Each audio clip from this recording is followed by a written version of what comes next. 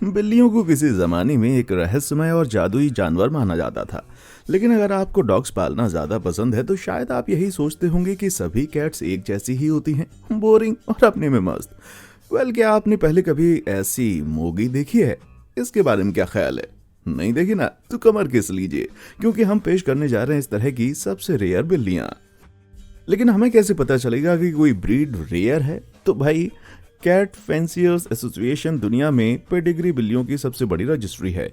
इनके अनुसार फिलहाल दुनिया में 45 मान्यता प्राप्त कैट ब्रीड्स हैं। हर पर्टिकुलर ब्रीड्स की पॉपुलेशन अलग अलग पता करना है, ये थोड़ा सा मुश्किल काम है क्योंकि इस तरह की इन्फॉर्मेशन पब्लिक में रिलीज नहीं की जाती।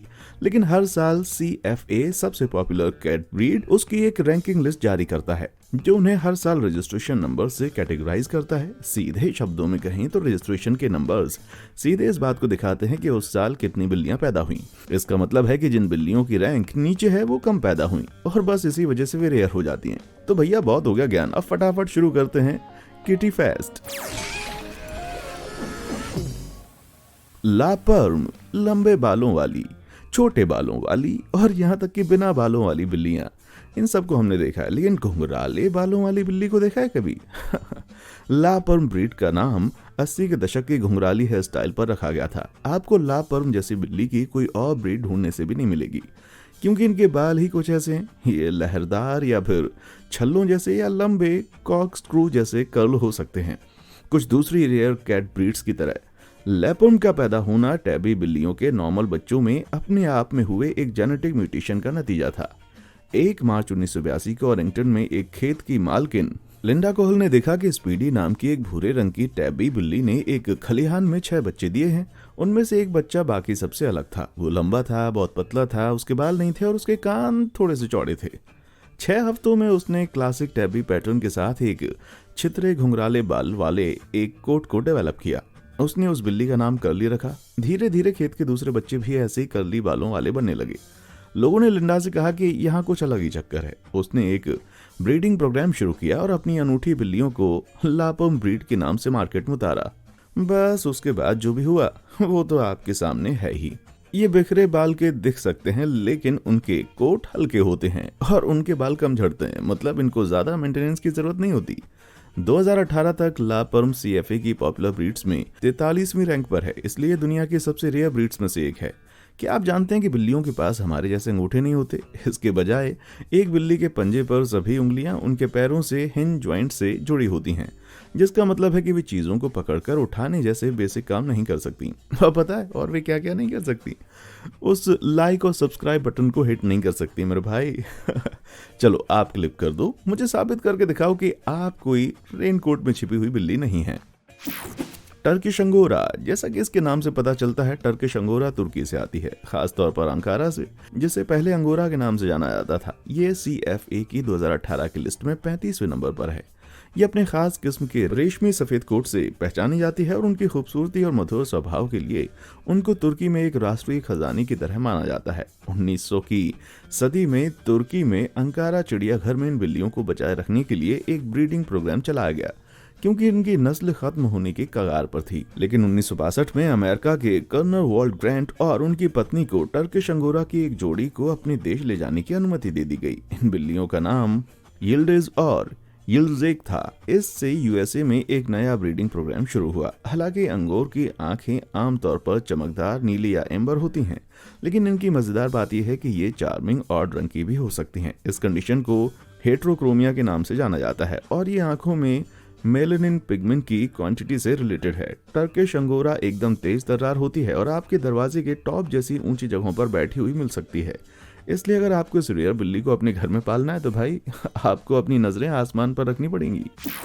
शास्त्रो एक मिस्टीरियस और स्टनिंग ब्रीड है जो कि फ्रांस से आती है। माना जाता है कि ये प्राचीन जमाने से चली आ रही है। शास्त्रो बिल्लियों के रेफरेंस 16वीं शताब्दी की शुरुआत के फ्रांसीसी लिटरेचर में देखे जा सकते हैं। इन्हें तब चूहे पकड़ने के लिए सबसे बेहतरीन माना जाता था। रिसर्च से पता चला है कि शास्त्रों का ओरिजिन चार्ट्रैक्स प्राचीन पर्सिया में हुआ था और ये धर्म युद्ध से लौटने वाले शूरवीरों के साथ फ्रांस आई थी। शुरुआत में फ्रांस के मठों में इन्हें बहुत ज्यादा रखा जाता था, जहाँ कार्थुसियन पादरी इन्हें हमेशा अपने आसपास ही रखते थे। इसका कारण था कि ये बिल्लियां उनके अनाज के भंडारों को चूहों से बचाती थीं। इन निराली बिल्लियों को अपनी कद्दू के रंग की आंखों, शानदार नीले कोट और उनके चेहरे के गोल शेप के लिए जाना जाता है। इन्हें देखकर लगता है कि ये मुस्कुरा रही हैं। वे बिल्लियां इंटेलिजेंट होती हैं और इनमें बिजली जैसी फुर्ती होती है। यही वजह है कि चूहे पकड़ने के मामले में इनका कोई सानी नहीं है। आजकल ये चूहों के पीछे कम भागती हैं और मौज मस्ती ज्यादा करती हैं, क्योंकि इन्हें फैमिली के एक चौकस और जेंटल, लेकिन इसके बावजूद भी ये बहुत ही रेयर हैं। CFA की 2018 की लिस्ट में इनकी रैंकिंग 34 है। इनकी कीमत से भी ये बात झलकती है। अगर आप एक पेडिग्री शास्त्रो खरीदने जाएंगे तो ये आपको $1000 से $2000 तक की कीमत में मिलेगी। तो अपना अकाउंट खाली करवाने के लिए तैयार रहना दोस्त। Turkish von.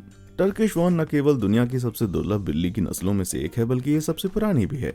ये ब्रीड मध्य युग के समय से ईस्टर्न अनातोलिया क्षेत्र के अलग थलग पहाड़ी इलाकों में रहती आई है। सबसे कटकर रहने की वजह से इसके यूनिक फीचर्स लंबे समय तक वैसे ही रहे, लेकिन फिर मिड 1950s में ये पश्चिमी देशों की नजर में आ गई। जैसे कि आप देख सकते हैं, ये एक शानदार सिल्की कैट है जिसकी बॉडी पूरी तरह से सफेद है, पूंछ गजब की झाड़ीदार है, जैसा कि इनका नाम बताता है। टर्किश वॉन को आज के टर्की के पूर्वी लेकवान एरिया से माना जाता है। 1955 में जब लॉरा लुशिंगटन और सोनिया हॉलिडे टर्की के टूर पर थे तो उनका सामना कुछ लंबे बालों वाली सफेद बिल्लियों से हुआ, जिनके सिर और झाड़ीदार पूंछ पर गहरे ब्राउनिश निशान थे। उन लेडीज को इन बिल्लियों के 2 बच्चे दिए गए जो कि ट्रैवल के दौरान उनके साथ थे। जब दोनों पानी की एक नहर के पास रुके तो ये देखकर चौंक गए कि बिल्लियां खुद को ठंडा करने के लिए पानी में चारों ओर पैडलिंग कर रही थी। आप मानो या ना मानो, लेकिन टर्किश वॉन को कभी कभी द स्विमिंग कैट भी कहा जाता है, क्योंकि उनके कश्मीरी जैसे कोटों के ऊपर ऐसे यूनिक टेक्सचर हैं जिससे वो वाटरप्रूफ हो जाती हैं। टर्किश वॉन CFA की 2018 की लिस्ट में 44वें स्थान पर है और ये खुद के देश में भी बहुत ही रेयर मानी जाती है, इसलिए यहाँ इन्हें राष्ट्रीय खजाने की तरह ट्रीट किया जाता है। हर साल लगभग 100 टर्किश वॉन को रजिस्टर किया जाता है और इन सभी के पूर्वज वहीं ओरिजिनल बिल्लियां हैं जिन्हें 1955 में इंग्लैंड लाया गया था। आप एक कैट पर्सन है या डॉग पर्सन? हमारी पूरी फ्रेंड्स इंटेलिजेंट हैं और अपने में खोई रहती हैं, लेकिन ये अच्छा खासा एंटरटेनमेंट भी कर सकती हैं। आप भी अपनी कैट के कुछ मजेदार किस्से मुझे नीचे कमेंट सेक्शन में आकर बताइएगा। दोस्तों, कभी धमाल मचाया था क्या उन्होंने? जिनके किस्से पढ़कर मुझे सबसे ज्यादा हंसी आई, मैं उनको रिप्लाई करूंगा, ठीक है? तो कहाँ थे हम? नॉर्वे की फॉरेस्ट कैट। कैट्स हर तरह के शेप और साइज में आती हैं, लेकिन क्या आपने पहले कभी ऐसा बीस्ट देखा है? ये एक नॉर्वेजियन फॉरेस्ट कैट है और इसके साथ भूल के भी कभी छेड़छाड़ मत कीजिएगा। ये मजबूत ब्रीड यहाँ के खतरनाक क्लाइमेट में सदियों के बाद प्राकृतिक चयन से डेवलप हुई है। इनका कोट मोटा और वाटरप्रूफ है, जो कि इन्हें स्कैंडिनेविया की बर्फीली सर्दियों से बचाता है। ये खतरनाक बिल्ली नॉर्वे में ओरिजिनेट हुई और वाइकिंग्स के साथ युद्ध में जाती थी, जहां ये उनके जहाजों और गांवों से चूहों का सफाया करती थी। लेकिन 20वीं सदी आते आते नॉर्वेजियन फॉरेस्ट कैट एक रेयर कैट हो गई और अपने ही देश में खत्म होने के कगार पर पहुंच गई। 1930 के दशक में इस बिल्ली को बचाने के लिए कई प्लान बनाए गए, लेकिन वर्ल्ड वॉर 2 की वजह से वे धरे के धरे रह गए।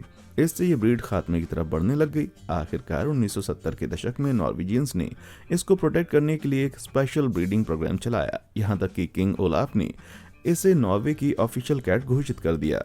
इसलिए आजकल इतनी रेयर नहीं है। CFA की 2018 की लिस्ट में इसकी 4वीं रैंक है।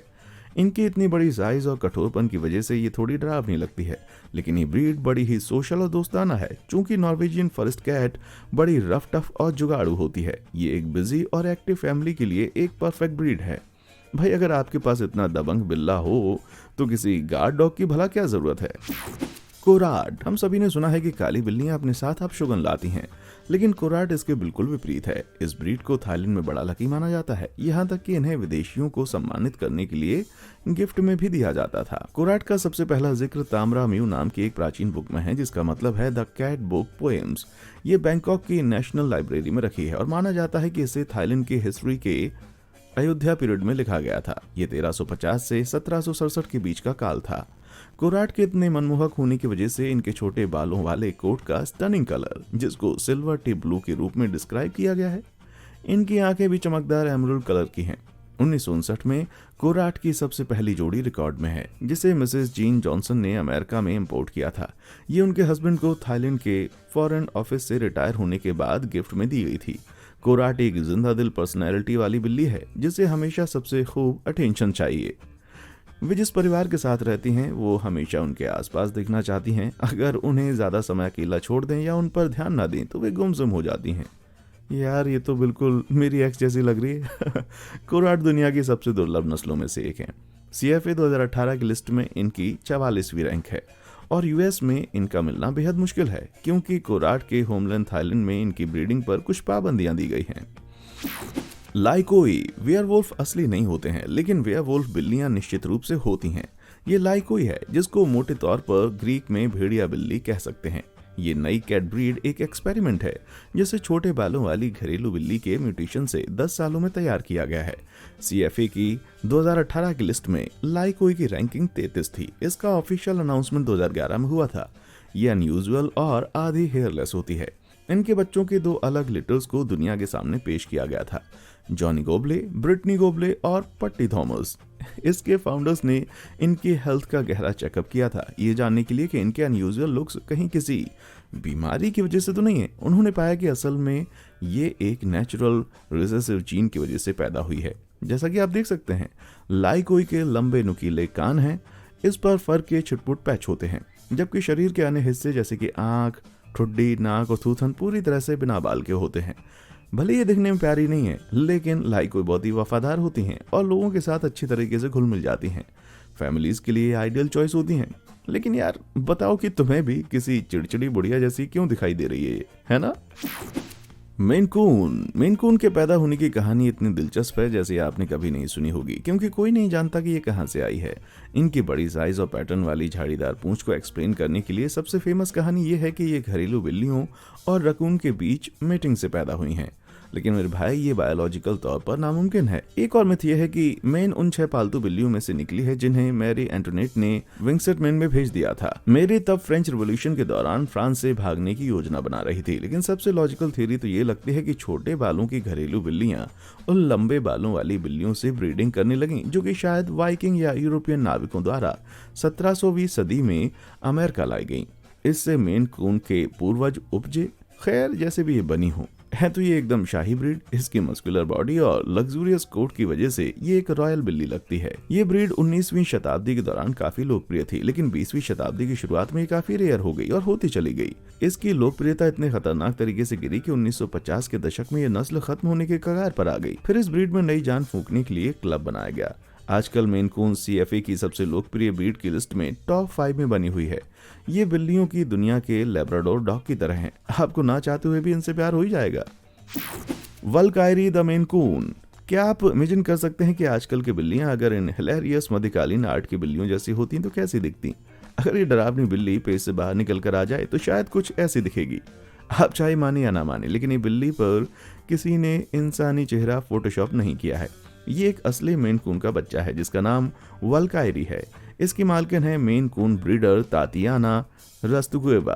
अब पता नहीं है इतनी इंसानों जैसी क्यों दिखती है। शायद ये उसकी हड्डी का स्ट्रक्चर है, राउंड गाल, या फिर बूढ़े आदमी जैसी दाढ़ी का। लेकिन इंटरनेट पर सब इसके पीछे पागल हैं, इसलिए मुझे इस वीडियो में इसको शामिल करना ही पड़ा।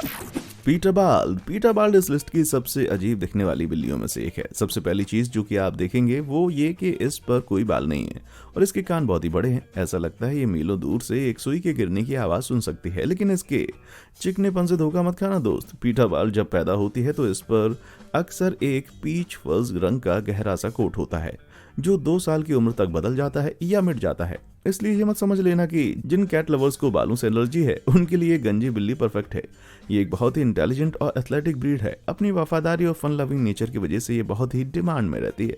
लेकिन पीटर बाल्ड के ब्रीडर इतने कम है कि ये दुनिया की सबसे रेयर बिल्लियों में से एक बन गई है।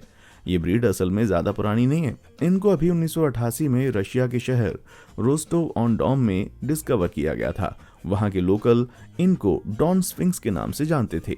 इनको फिर यूरोप में इंपोर्ट किया गया और ओरिएंटल शॉर्ट हेयर बिल्ली के साथ ब्रीड कराया गया। इससे जो नई ब्रीड पैदा हुई उसका नाम रखा पीटर बाल्ड, क्योंकि इन पर फर नहीं होता है। पीटर बाल्ड की ग्रूमिंग पर खास ध्यान देने की जरूरत होती है। इनको हर दूसरे हफ्ते में नहलाना पड़ता है। बिना बालों वाली बिल्लियों का मेटाबॉलिज्म भी बहुत ज्यादा होता है। मतलब ये कि ये झबरे बालों वाली बिल्लियों से ज्यादा खाना खाती हैं। इसलिए दोस्त, अगर आपको पीटा बाल पालने का शौक है तो पूरी अलमारी इसके फूड से भर कर रखना। बर्मिला जो CFA की 2018 की लिस्ट में 39वें स्थान पर है, एक मीडियम साइज की बिल्ली है जिसकी बॉडी मस्कुलर होती हुए भी बड़ी एलिगेंट है। इसको इसके चमकदार रेशमी सिल्वर कोट से पहचाना जाता है। इसका लुक बर्मीज बिल्ली से मिलता जुलता है, लेकिन इसके एक्सप्रेशन ज्यादा स्वीट और ओपन है।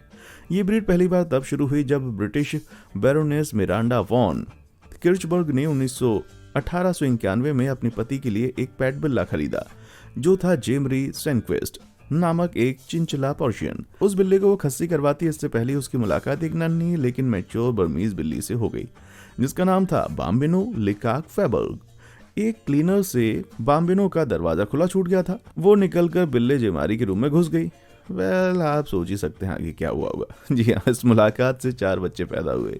ये छोटे बालों की नन्ही फीमेल बिल्लियां इतनी सुंदर थीं कि मालकिन बरोनेज ने एक स्पेशल ब्रीडिंग प्रोग्राम शुरू करने की ठान ली। बर्मीज बिल्लियां इतनी शरारती और जिद्दी होती हैं, जबकि चिंचला पर्शियन की पर्सनैलिटी बड़ी इजी गोइंग और शांत होती है। इनके मिक्स होने से बर्मिला का स्वभाव अनूठा और मनमोहक निकला। आज भी ये ब्रीड यूनाइटेड स्टेट्स में बहुत ही रेयर है, क्योंकि देश भर में इसके ब्रीडर बहुत ही कम है। बर्मिला एक गजब की दोस्ताना ब्रीड है और बड़े होने पर भी इसमें बच्चों वाली मस्ती दिखाई देती है। हवाना ब्राउन, अगर आप चॉकलेट की दीवाने हैं तो ये बिल्ली आपके लिए बनी है। हवाना ब्राउन के चाहने वाले इसे प्यार से चॉकलेट लाइट्स कहते हैं। इसके मिल्क चॉकलेट के कलर के शानदार सिल्की स्मूथ कोट इसको डिस्क्राइब करते हैं। इसमें से इसकी खूबसूरत हरी आंखें चमकती रहती हैं। इस ब्रीड को 1950 के दशक में प्लानिंग करके बनाया गया था।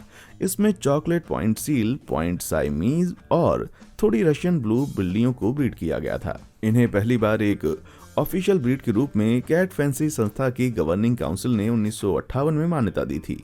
ओरिजिनली इनको चेस्टनट फॉरेन शॉर्ट हेयर के नाम से जाना जाता था। फिर 1970 में यह हवाना ब्राउन हो गई। हवाना एक जिज्ञासु और इंसानों से दोस्ती करने वाली ब्रीड है, जिन्हें हमेशा सेंटर ऑफ अट्रैक्शन रहना पसंद है। अगर आपके दरवाजे पर किसी ने दस्तक दी या किचन में कोई बर्तन गिरा तो सबसे पहले दौड़कर देखने जाएगी। 1998 और 99 में उत्तरी अमेरिका में हवाना ब्राउन के ब्रीडर्स को इन्हें दूसरी बिल्लियों के साथ ब्रीड करवाने की परमिशन मिल गई, जैसे कि ब्लैक या ब्लू डोमेस्टिक शॉर्ट हेयर या चॉकलेट या सील पॉइंट सोएमीज बिल्लियां, ताकि इनके सीमित जीन पूल को बढ़ाया जा सके। लेकिन ये ब्रीड फिर भी बहुत ही रेयर बनी रही। CFA की 2018 की लिस्ट में इसकी 42वीं रैंकिंग है। किसे पता था भाई कि चॉकलेट कैट्स का मिलना इतना मुश्किल हो जाएगा। टोंकिनीज, इसमें कोई शक नहीं है कि आपने अपनी लाइफ में टोंकिनीज जैसी बिल्ली ना कभी देखी होगी ना देखेंगे। इनका कोट मिंक के फर जैसा सिल्क स्मूथ होता है, जिससे कि इनकी एक्वामरीन आंखें चमकती हैं। इस स्टनिंग ब्रीड को देखते ही आप पागल हो जाएंगे। और यहाँ तक कि टोंकिनीज का सवाल है, इसको तो चाहिए कि बस आप इसे लाड़ करते रहें और कुछ ना करें। ये इतराती इटलाती हुई पूसी को बस आपकी गोद में लोट लगाने और आपके सहलाने से ज्यादा कुछ अच्छा नहीं लगता। आज जो टोंकिनीज है वो असल में पहले साइमीज और बर्मीज बिल्लियों की क्रॉस ब्रीडिंग से डेवलप की गई थी। रिकॉर्ड मिलने वाली सबसे पहली टोंकिनीज का नाम वोंग माउ था। इसे 1930 में अमेरिका लाया गया था, लेकिन इस बिल्ली का जिक्र फार ईस्टर्न देशों की 14वीं शताब्दी जितनी पुरानी कविताओं में भी मिलता है। अमेरिकी ब्रीडर जेन बर्लेटा ने एक ऐसी बिल्ली क्रिएट करने का फैसला किया जो कि साइमीज और बर्मीज के बीच की हो। ऐसे में वो असल में पुरानी टोंकिनीज को ही फिर से क्रिएट कर रही थी। उन्होंने मार्गरेट कॉनरॉय के साथ काम किया, जो कनाडा की एक ब्रीडर थी। दोनों ने मिलकर साइमीज और बर्मीज के बीच ब्रीडिंग की तो ऐसे शानदार बच्चे पैदा हुए जिनके कोट टेंट थे और आंखें एक्वा थीं। हालांकि इस ब्रीड की मार्केट में बहुत डिमांड है, फिर भी ये बहुत ही रेयर है। CFA 2018 की लिस्ट में इसकी रैंक 21 है। यार, मैं आप लोगों को तो नहीं जानता, लेकिन अगर इतनी खूबसूरत बिल्ली मेरे घर होगी तो मुझे तो उठते बैठते भी बहुत ही कॉम्प्लेक्स होगा। अमेरिकन वायर हेयर एक बड़ी ही यूनिक सी ब्रीड है। ये न्यूयॉर्क के वेना में काउंसिल रॉक फार्म में पैदा हुए 6 डोमेस्टिक शॉर्ट हेयर बिल्ली के बच्चों में हुए एक रैंडम म्यूटेशन से निकले हैं। अमेरिका का पहला वायर हेयर बिल्ली का बच्चा एक रेड एंड व्हाइट मेल था, जिसका कोट पतले बालों से चितरा हुआ था। उसके मालिक ये देखकर हैरान रह गए कि इस बिल्ली का हर बाल, यहाँ तक कि मूंछ का हर बाल भी सिकड़ा हुआ और स्प्रिंगदार लग रहा था। लोकल कैट ब्रीडर जॉन ओशे ने उस फार्म के मालिक को वो बिल्ली के बच्चे उन्हें बेचने के लिए तैयार कर लिया। ओशे ने उस यूनिक बिल्ली को अपनी पड़ोसी की एक फीमेल कैट से ब्रीड कराया। उसकी थ्रिल का कोई ठिकाना नहीं था जब उसने देखा कि बिल्ली के बच्चों के भी घुंघराले वायरी बाल हैं। इसका मतलब था कि वो डोमिनेंट जीन था। इस बिल्ली की एक ही कमी है, वो ये कि ये थोड़ी आग में झुलसी हुई लगती है। बाकी तो अमेरिकन वायर हेयर के सारे फीचर्स बैलेंस में हैं और ये एक संतुलित मीडियम साइज की हाउस कैट है। ये बड़ी मस्त रहने वाली बिल्लियां हैं और सारे दिन सुस्ताते रहने में इनको मजा आता है, लेकिन अगर कोई कीड़ा इनको दिख जाए तो इनकी नेचुरल इंस्टिंक्ट जाग जाती है। इस ब्रीड को CFA में रजिस्ट्रेशन के लिए 1967 में रिकॉग्नाइज किया गया था, तो तब से ये लिस्ट में सबसे नीचे है। 2018 में ये नंबर 45 पर थी। खाओ मानी, इसकी एक आंख चमचमाती नीली और दूसरी आंख कॉपर से लेकर ब्राइट येलो और ग्रीन तक होती है। इसका फेस हार्ट शेप का और चीक बोन्स ऊंची और इसका सफेद कोट शिमर वाला होता है। भाई ये बिल्ली किसी भी ब्यूटी कॉन्टेस्ट में बाजी मार सकती है। खाओ मानी नाम का मतलब होता है सफेद नगीना और ऐसा माना जाता है कि इसके होमलैंड प्राचीन थाईलैंड में इस ब्रीड की बिल्लियां राजाओं महाराजाओं की फेवरेट बिल्लियां हुआ करती थीं। कोराट की तरह ही खाओमानी के बारे में प्राचीन कैट बुक की कविताओं में रेफरेंस मिलते हैं। कुछ समय तक तो इस ब्रीड को थाईलैंड में दुनिया की नजरों से छुपा कर रखा गया। यहाँ पर इसे गुड लुक और गुड फॉर्च्यून के तौर पर गिफ्ट में दिया जाता था, लेकिन इस शानदार बिल्ली में पश्चिमी देशों का इंटरेस्ट जागा और 1999 में कोलिन फ्रीमाउथ ने थाईलैंड से पहली खाओमानी अमेरिका इंपोर्ट की और नॉर्थ अमेरिका में पहली बार इस ब्रीड के बच्चे पैदा किए। आज भी ये ब्रीड बेहद रेयर मानी जाती है और CFA की 2018 की लिस्ट में ये 38वें नंबर पर है। खाओमानी शाही स्वभाव की दिख सकती है, लेकिन भाई ये बिल्लियां असल में बहुत ही शरारती होती हैं और मौका मिलते ही कुछ कारस्तानी कर देती हैं। इसे देखकर वो मुहावरा याद आ जाता है, शक्ल पर मत जाओ, अकल देखो। बंगाल, पहली नजर में आपको ये लगेगा कि बंगाल एक छोटी जंगली बिल्ली है क्योंकि इसके तेंदुए जैसे स्पॉट हैं और शेर जैसी चाल है। ये एक नई ब्रीड है और इनफैक्ट इसको 1963 में क्रिएट किया गया था। एक घरेलू बिल्ली और फेलिस बेंगालेंसिस कहलाने वाली एक एशियन लेपर्ड बिल्ली को क्रॉस करवाकर बंगाल बिल्ली को अपना नाम यहीं से मिला। घरेलू बंगाल को डेवलप करने का मकसद था इसकी खूबसूरत जंगली पूर्वज जैसी कोई बिल्ली शहर में भी हो, लेकिन बंगाल का नेचर जंगली होने के बजाय घरेलू बिल्ली जैसा स्वीट सा प्यार करने वाला है। ये फैमिली की एक प्यारी सी भरोसेमंद दोस्त बन जाती है। जरा देखिए ये बंगाल का बच्चा कितना एडोरेबल है। इस ब्रीड को 1986 में ऑफिशियली रिकॉग्नाइज किया गया और तब से ये सबकी पसंदीदा बनती चली गई। ये CFA की 2018 की सबसे पॉपुलर कैट ब्रीड में 5वें नंबर पर है। अब क्योंकि ये जंगली बिल्लियों की रिश्तेदार है, ये हमेशा चौकन्नी और एक्टिव रहती है और घूमती रहती है। ये ऊंची जगहों पर चढ़कर आसपास का मुआयना करती रहती है। बंगाल को बहुत सी सिंपल ट्रिक्स परफॉर्म करने के लिए ट्रेन किया जा सकता है। ये खुशी खुशी में गले में पट्टा बंधवाकर आपके साथ बाहर वॉक करने निकल जाएगी और फिच भी खेलेगी। हालांकि ये बिल्ली एक बहुत ही अच्छी दोस्त है, लेकिन भाई एक बात का ध्यान रखना, ये चिल्लाती बहुत तेज है, इसलिए इसके साथ हमेशा कानों में रुई ठूंस कर रहना। कैराकल, क्या आपने इतने प्यारे और अनूठे बिल्ली के बच्चे कहीं देखे हैं? नहीं ना। ये बर्फीली नीली आंखें और पॉइंटेड कान देखकर कोई भी इनका दीवाना हो जाएगा। लेकिन अगर इन कैरमल कलर के किटन्स को फौरन घर ले आने का आपका मन कर रहा है तो दोस्त एक बात जान लो, ये बड़े होकर ऐसे दिखेंगे। ऐसा इसलिए है क्योंकि कैराकल असल में एक जंगली बिल्ली है जो अफ्रीका, सेंट्रल एशिया और भारत की मूल निवासी है। हालांकि इन्हें ऑफिशियली बिग कैट्स की कैटेगरी में नहीं रखा गया, लेकिन ये निश्चित ही मीडियम साइज के बिलौटे हैं जिनकी लंबाई 29 से 31 इंच होती है। भाई ये घरेलू बिल्ली से तो बहुत बड़े हैं। इनका वजन भी 9 से 20 किलो तक हो सकता है, इसलिए ये गोदी में बैठाने वाली बिल्लियां बिल्कुल नहीं है। अब टेक्निकली तो ये जंगली बिल्लियां हैं, लेकिन कुछ साल पहले ये शुद्ध जंगली शिकारियों की कैटेगरी से हटकर एक्सोटिक पेट्स की कैटेगरी में आ गई, जिनको लाइसेंस बनवाकर खरीदा जा सकता है। लेकिन एक कैराकल को बहुत सोच समझ कर ही पालना मेरे भाई, क्योंकि इनका रखरखाव रेगुलर घरेलू बिल्लियों से एकदम अलग होता है। सबसे पहली बात तो इनको जितना भी खिलाओ ये भूखी रहती हैं। इनफैक्ट एक कैराकल रोज उसको 2 से 3 पाउंड मीट चाहिए। इन बिल्लियों में कूट कूट कर शैतानी भरी होती है और ये डिस्ट्रक्टिव भी होती हैं, इसलिए अपने सोफा सेट को पहले ही अलविदा बोल देना। मैं तो कहूंगा यार कि इन रेयर बिल्लियों को जंगल में रहने दें, वो अच्छा है। तो इनमें से कौन सी बिल्ली आप अपने घर में रखना चाहेंगे? अगर आपको ये रेयर एनिमल्स के बारे में और बातें जानने का शौक है तो ये वाला वीडियो फटाफट देख लीजिए। ये ऐसे रेयर जानवरों के बारे में है जिन्हें आप शायद खत्म होने से पहले बचाना चाहें, इसलिए बिल्कुल देर मत कीजिएगा दोस्तों। और हाँ, देखने के लिए शुक्रिया।